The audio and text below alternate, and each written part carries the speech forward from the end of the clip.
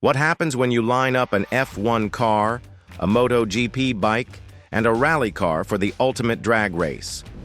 Can the 850 horsepower F1 outpace the 270 horsepower MotoGP bike? Each machine represents the pinnacle of its motorsport world. But when they meet on the same drag strip, who will reign supreme? Buckle up as we dive into this thrilling battle.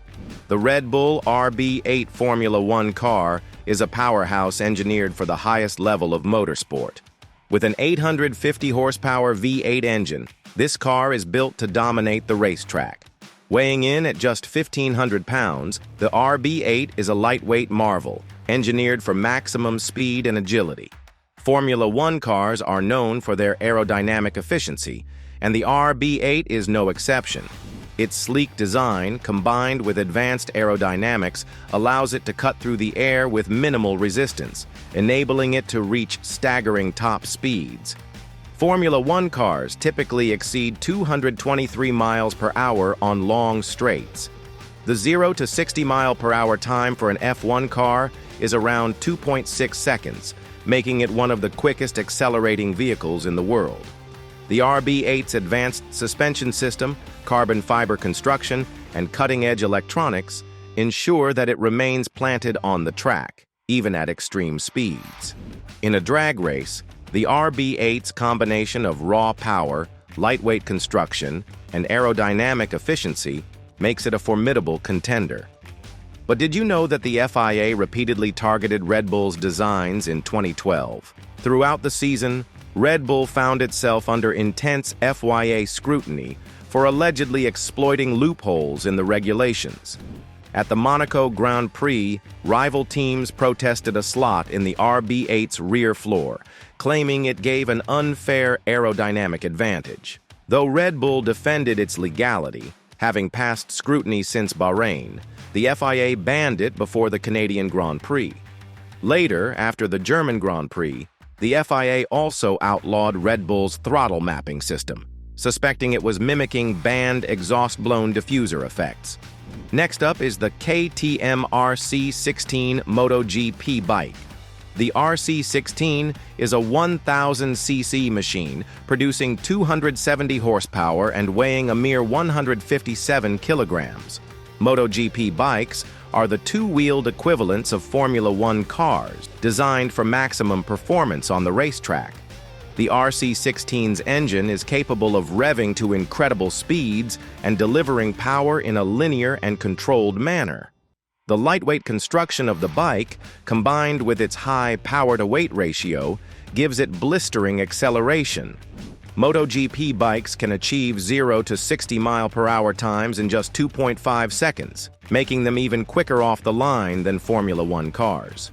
The top speed of the RC16 is around 217 miles per hour, slightly lower than an F1 car but still incredibly fast.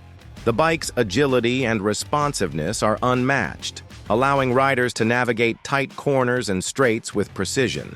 In a drag race, the RC16's lightweight and explosive acceleration give it a significant advantage, especially over shorter distances. But did you know that KTM defied MotoGP norms by choosing a steel trellis frame instead of an aluminum beam frame? While Yamaha and Honda refined aluminum beam frames, KTM surprised the paddock by introducing the RC16 with a tubular steel trellis chassis, a design that looks like Ducati bikes from the 1990s. This approach contradicted the prevailing MotoGP trend, where rigid aluminum structures were preferred for precise flex control.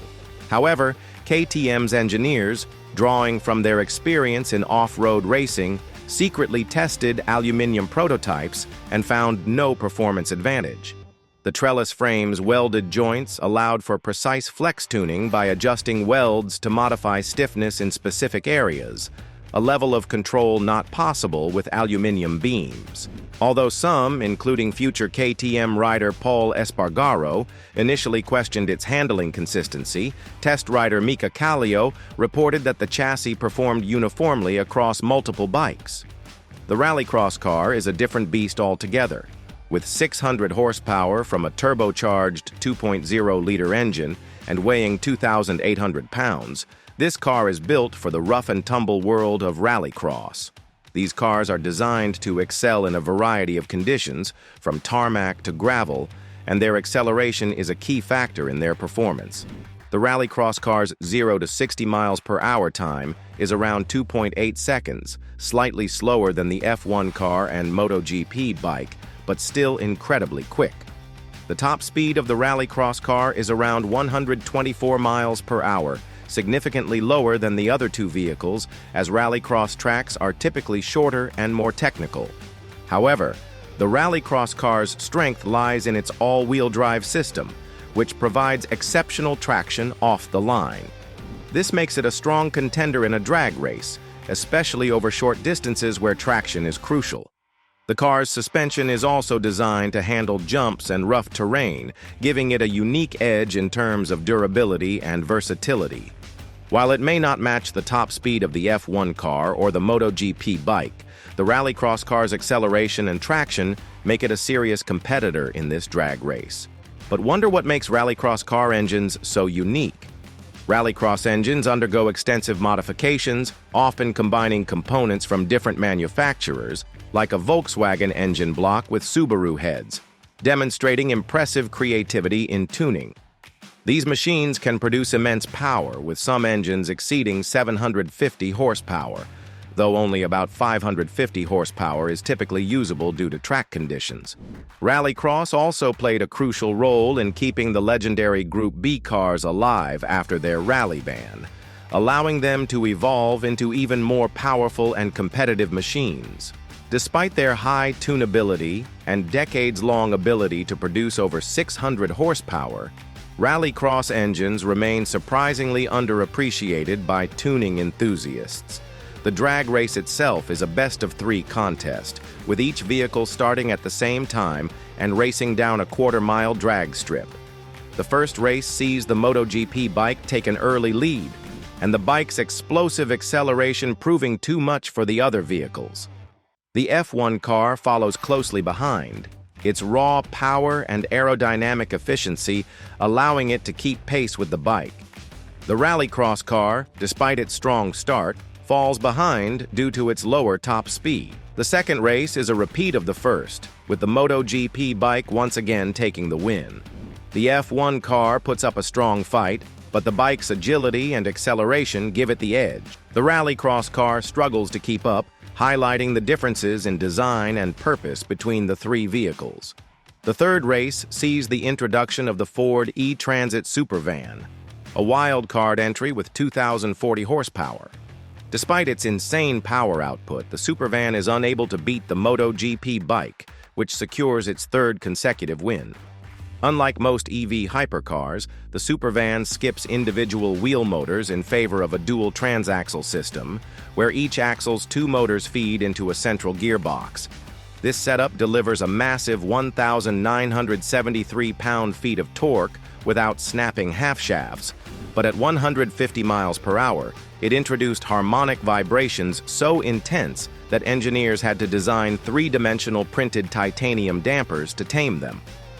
The real surprise comes at 130 miles per hour, when the rear gearbox's second gear kicks in automatically with such force that early test drivers likened it to a SpaceX stage separation. The Red Bull RB8 Formula 1 car showcased the peak of four-wheeled engineering with its exceptional design and performance. Its aerodynamic design and raw power allowed it to dominate the straights, but it was ultimately outmatched by the sheer agility and acceleration of the MotoGP bike. The KTM RC16 stole the spotlight with its impressive design and performance. The bike's explosive 0 to 60 miles per hour time and nimble handling gave it the edge in every race. The rallycross car showcased incredible traction and acceleration off the line, thanks to its all-wheel drive system and high-performance design. However, its heavier build and lower top speed meant it couldn't keep up with the F1 car or the MotoGP bike over the quarter-mile drag strip. The introduction of the Ford E-Transit Supervan added an unexpected twist to the final race with its high horsepower. Despite its insane power output, the Supervan was unable to dethrone the MotoGP bike. While all three vehicles are engineering marvels in their respective disciplines, the MotoGP bike, with its unmatched agility and speed, was the ultimate winner of this showdown.